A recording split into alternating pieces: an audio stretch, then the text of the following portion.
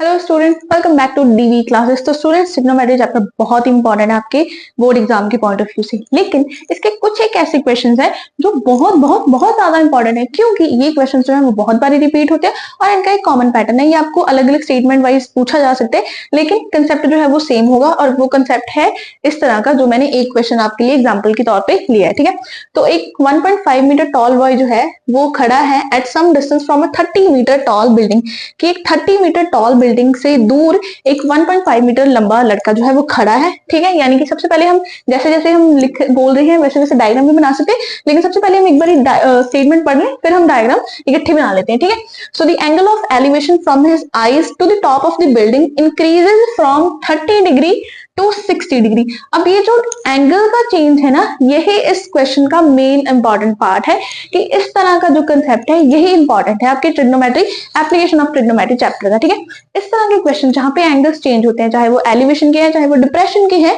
इस तरह के क्वेश्चन जो है वो इंपॉर्टेंट है। तो आज हम वही कंसेप्ट जो है वो डिस्कस करेंगे इस क्वेश्चन के हेल्प से। ठीक है, तो उसका जो एंगल ऑफ एलिवेशन है, यानी कि जब वो नीचे से ऊपर की तरफ देखता है बिल्डिंग के टॉप की तरफ, तो उसका एंगल ऑफ एलिवेशन जो है वो 30 डिग्री से 60 डिग्री तक चेंज हो रहा है as he walks towards the building, जैसे जैसे वो बिल्डिंग की ओर चलता जाता है। जैसे मैं पहले यहाँ पे खड़ी हूँ, बिल्डिंग यहाँ पे है, ओके, तो मैंने यहाँ से देखा तो एंगल था 30 डिग्री का, लेकिन जैसे जैसे मैं पास उसके जा रही हूँ बिल्डिंग के, तो वो एंगल जो है वो बढ़ के 60 डिग्री हो रहा है। ये चेंज है, क्वेश्चन की सिचुएशन है।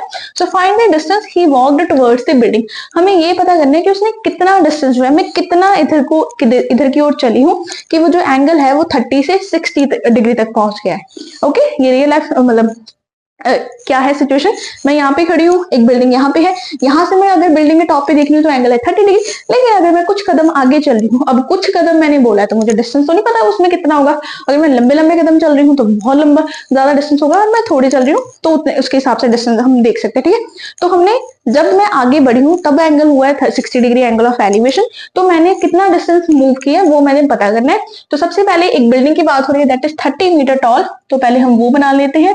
ये है एक 30 metre tall building A B. ठीक है जी, इसकी पूरी लेंथ है, हाइट है 30 मीटर। ठीक है, अब 1.5 मीटर टॉल बॉय है, अब उन्होंने लिखा है तो हमें वो भी कंसिडर करना पड़ेगा। ठीक है, 1.5 मीटर टॉल बॉय, तो हम पहले ग्राउंड बना लेते हैं ना, ये ग्राउंड पे ही होगा बिल्डिंग और बंदा भी वहीं पे खड़ा होगा। तो मान लो ये 1.5 मीटर टॉल बॉय इतना है। ठीक है, अब अगर वो दूर खड़ा है, उसकी हाइट यहाँ पे 1.5 मीटर है, तो इसके कॉरस्पॉन्डिंग यहाँ पे भी तो उसकी हाइट 1.5 मीटर होगी। तो हम यहाँ पे भी 1.5 मीटर का एक मार्क लगा के एक लाइन ड्रॉ कर लेते हैं। ठीक है, कि यहाँ तक भी 1.5 मीटर जो है, बिल्डिंग की हाइट में से भी 1.5 मीटर जो है उस आदमी की हाइट हम ले सकते हैं। ठीक है, तो यहाँ पे इसे हम पॉइंट दे देते हैं सी। ओके जी, ये पॉइंट हो गया सी, तो इसे नाम दे दो डी, और ई की ये है हाइट। ठीक है, कि D E is the height of boy and A B is the height of tall building that is 30 metre. ठीक है, अब angle of elevation from his eyes to the top of building increases from 30, कि जब वो पहले यहाँ पे खड़ा था तब एंगल ऑफ एलिवेशन कितना था 30 डिग्री। यहाँ पे हमने एंगल बना लिया 30 डिग्री का, लेकिन जैसे ही वो थोड़ा सा मूव किया बिल्डिंग की तरफ, इस तरफ को बिल्डिंग की तरफ, एंगल चेंज हो गया 60 डिग्री का, लेकिन था तो वो एंगल ऑफ एलिवेशन ही, यानी कि नीचे से ऊपर। तो ये एंगल हो गया यहाँ पे, जो यहाँ पे बना है वो कितने डिग्री का हो गया, 60 डिग्री का। ठीक है, ये हमारी सिचुएशन के हिसाब से डायग्राम है। अब हमने पता क्या करना है कि find the distance he walked towards the building, कि उसने बिल्डिंग की तरफ कितने कदम मतलब कितना डिस्टेंस जो है वो मूव किया। अब वो स्टार्टिंग में यहाँ पे था, इस पॉइंट पे पहुंच गया वो यहाँ तक, जब उसका एंगल ऑफ एलिवेशन चेंज हो गया 60 डिग्री तक। तो हमने ये जो डिस्टेंस है ये पता करना है, जिसे मैं एक्स से डिनोट कर रही हूँ, कि वो स्टार्टिंग पॉइंट से यहाँ तक कितना डिस्टेंस जो है उसने मूव किया, ये हमने क्वेश्चन में फाइंड आउट करना है। ठीक है, अब ट्रिग्नोमेट्रिक का क्वेश्चन है, ऑब्वियसली हमने ट्रिग्नोमेट्रिक फंक्शन यूज करने होंगे, साइन कॉस टैन कोसेकेंट वगैरह। ठीक है, एंगल्स हमारे पास गिवन है। ठीक है, अब ट्राइंगल्स हम कौन कौन सी कंसिडर करेंगे, ट्राइंगल्स हमारे पास कौन कौन सी बन रही है, ए यहाँ पे है, इसे पॉइंट देना पड़ेगा, A B C D E हो गया, यहाँ पे इसे दे दो नाम एफ। ठीक है, तो ट्राइंगल्स हमारे पास जहां जहां पे एंगल बने वही हम ट्राइंगल्स यूज करेंगे। तो एक तो हो जाएगी ए ई एफ, दूसरी हो जाएगी ए एफ सी।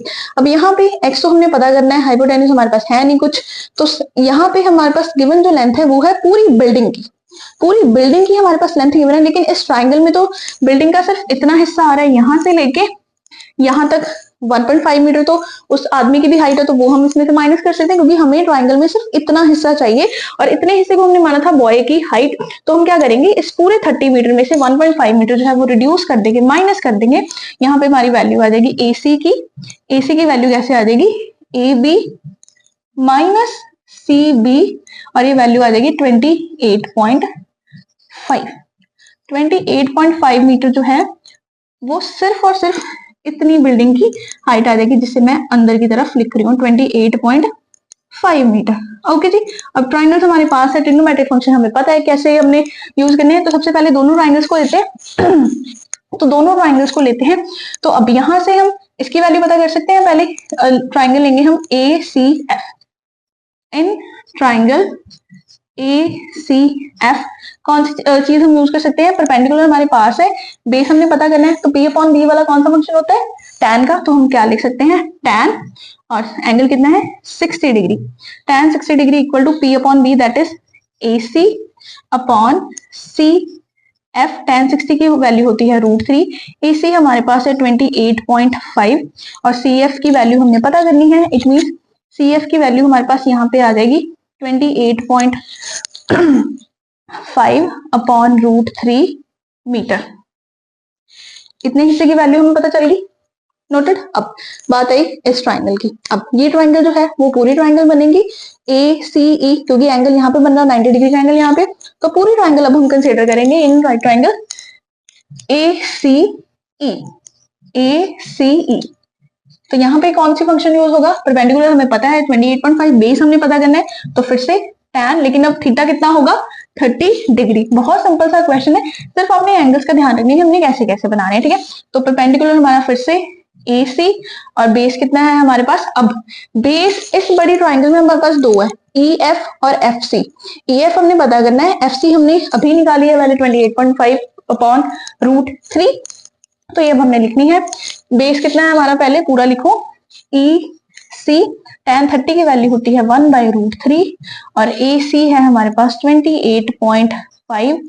EC की वैल्यू पूरी की वैल्यू हो जाएगी EF प्लस FC, ठीक है। और CF की वैल्यू हमारे पास यहाँ पे है, तो यहां से हम लिख सकते हैं 28.5, ये हो जाएगा EF x लिखा है हमने इसे, और FC यानी कि CF की वैल्यू हमारे पास कितनी है 28.5 अपॉन √3, ठीक है जी। अब एलसीएम ले लो यहाँ पे। अब बस आगे सिंप्लीफिकेशन है, ठीक है। तो 28.5 रह गया हमारा एज इट इज ऊपर, नीचे आ गया √3, ये हो गया √3x प्लस 28.5। ओके, अब इसे आगे और सिंप्लीफाई कर दो, 1/√3 एज इट इज, ये नीचे डिवीजन में, ऊपर जाके क्या हो जाएगा मल्टीप्लाई। सो √3 जो नीचे था वो हो जाएगा अब ऊपर, यहाँ पे आ गया, और √3x plus 28.5 as it is रह गया, ठीक है जी। 1/√3 इज इक्वल टू 28.5 √3, ये आ गया √3x प्लस 28.5। क्रॉस मल्टीप्लीकेशन कर दो क्योंकि x हमें अलग चाहिए। So √3x plus 28.5 is equal to, ये हो जाएगा मल्टीप्लाई। ओके, यहाँ पे 1 है रूट के साथ, यहाँ पे √3 के साथ, यहाँ पे √3 के साथ 28.5 है, तो √3 इंटू 3 हो जाएगा 3, और ये हो जाएगा 28.5 इंटू 1 28.5, और इसकी मल्टीप्लीकेशन हो जाएगी 3 के साथ, ठीक है जी। अब वेरिएबल एक तरफ रख लो और इन्हें कर दो आप सिंप्लीफाई। ओके जी, ये एक थी, ये आ गई हमारे पास दूसरी। ओके जी, अब सिंप्लीफिकेशन है जी, ये हमें प्लस माइनस बहुत अच्छे से आता है। 28.5 कॉमन है, यहाँ पे बचा 3, वहां पे बचा 1, ये हो गया 2। इसे सिंप्लीफाई कर दो 5 टू 10, 9, 59। यहाँ से हम आगे x की वैल्यू जो है वो पता कर सकते हैं इजी। तो x की वैल्यू क्या थी, ये जो डिस्टेंस हमने मूव किया, तो आपका जो फाइनल आंसर है वो आपको इजीली मिल जाएगा।